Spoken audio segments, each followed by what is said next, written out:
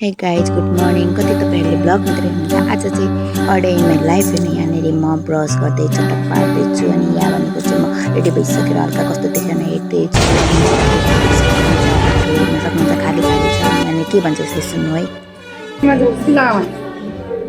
यसले चाहिँ यस्तै भन्छ अनि छोड्नु यस्तो कुरा। अनि यहाँ देख्नु सिट पाएर हामी कति खुसी छौँ। अनि यो खुसीको सुख मनाउँदैछ के भन्छ नि हो त्यस्तै। अनि यहाँनिर चाहिँ म भन्नु आएन। अनि स्कुलको भाम दाप्दै थियौँ स्कुलमा लागेको। अनि यहाँनिर म पोज पारिदिँदै फोटो लानु तर भिडियो रहेछ।